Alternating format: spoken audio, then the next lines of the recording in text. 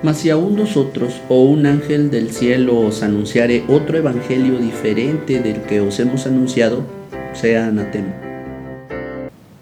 Bienvenidos a 5 minutos de teología, espacio en el que abordaremos diversos temas de la fe cristiana.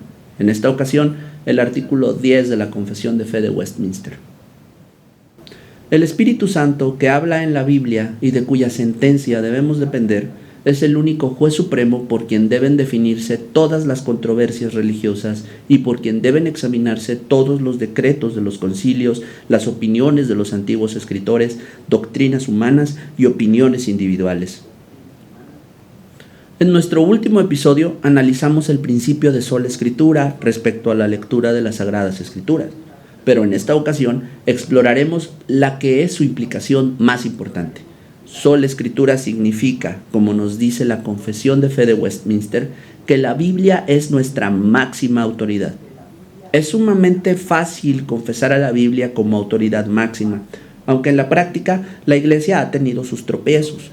Roma, por ejemplo, si bien confiesa la infalibilidad de las Escrituras, su inspiración y su autoridad, también confiesa que la enseñanza de la Iglesia, y particularmente del Papa cuando habla ex cátedra, es infalible y autoritativa, lo que significa que cuando el Papa enseña, su palabra tiene tanta autoridad como las Sagradas Escrituras. ¿Pero por qué cree Roma esto? Todo proviene de lo que la tradición católico-romana llama sucesión apostólica.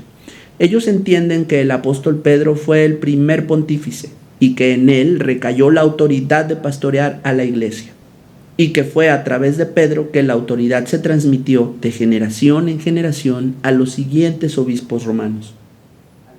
Pero si bien la Biblia nos muestra que Pedro recibió del Señor Jesucristo la encomienda del rebaño, también nos permite admitir que la recibió en representación de los apóstoles, pues el mismo Pablo en su epístola a los Gálatas habla de que el don que Pedro recibió igualmente le fue concedido a él. Antes, por el contrario, como vieron que me había sido encomendado el evangelio de la incircuncisión como a Pedro el de la circuncisión, pues el que actuó en Pedro para el apostolado de la circuncisión, actuó también en mí para con los gentiles. Y reconociendo la gracia que me había sido dada, Jacobo, Cefas y Juan, que eran considerados como columnas, nos dieron a mí y a Bernabé la diestra en señal de compañerismo, para que nosotros fuésemos a los gentiles y ellos a la circuncisión. Además, las Escrituras nos dejan ver que Pedro no era infalible, pues Pablo lo reprendió públicamente en su epístola a los Gálatas, ya que su mal entendimiento de las Escrituras derivó en la celebración del primer concilio ecuménico de la Iglesia, el Concilio de Jerusalén, registrado en el capítulo 15 del libro de los Hechos. El propio apóstol Pedro, lejos de toda pretensión de infalibilidad y exclusividad, reconoció a la enseñanza de Pablo al nivel de las Escrituras del Antiguo Testamento. Y tened entendido que la paciencia de nuestro Señor es para salvación, como también nuestro amado hermano Pablo, según la sabiduría que le ha sido dada, os ha escrito casi en todas sus epístolas, hablando en ellas de estas cosas, entre las cuales hay algunas difíciles de entender, las cuales los indoctos e inconstantes tuercen, como también las otras escrituras, para su propia perdición. Pero el hecho de que Pedro, Pablo, Juan y los demás apóstoles tuvieran autoridad para enseñar, no significaba que enseñaran lo que mejor les pareciera, sino que su enseñanza, testimonio y disciplina eran autoritativos únicamente cuando eran acordes con las Escrituras. Pero cuando Pedro vino a Antioquía le resistí cara a cara porque era de condenar, pues antes que viniesen algunos de parte de Jacobo, comía con los gentiles, pero después que vinieron se retraía y se apartaba, porque tenía miedo de los de la circuncisión. Y en su simulación participaban también los otros judíos, de tal manera que aún Bernabé fue también arrastrado por la hipocresía de ellos.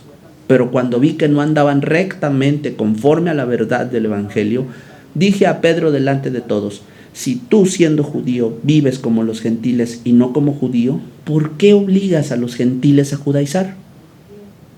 Como puedes observar, la amonestación de Pablo fue autoritativa por estar basada en la palabra de Dios, así como todo el testimonio y enseñanza apostólicos. Lo que era desde el principio, lo que hemos oído, lo que hemos visto con nuestros ojos, lo que hemos contemplado y palparon nuestras manos tocante al verbo de vida, porque la vida fue manifestada y la hemos visto y testificamos y os anunciamos la vida eterna, la cual estaba con el Padre y se nos manifestó. Lo que hemos visto y oído, eso os anunciamos, para que también vosotros tengáis comunión con nosotros, y nuestra comunión verdaderamente es con el Padre y con su Hijo Jesucristo. Respecto a la sucesión de la autoridad apostólica, el mismo apóstol Juan nos deja en claro que toda revelación llegó a su final. Yo testifico a todo aquel que oye las palabras de la profecía de este libro. Si alguno añadiere a estas cosas, Dios traerá sobre él las plagas que están escritas en este libro.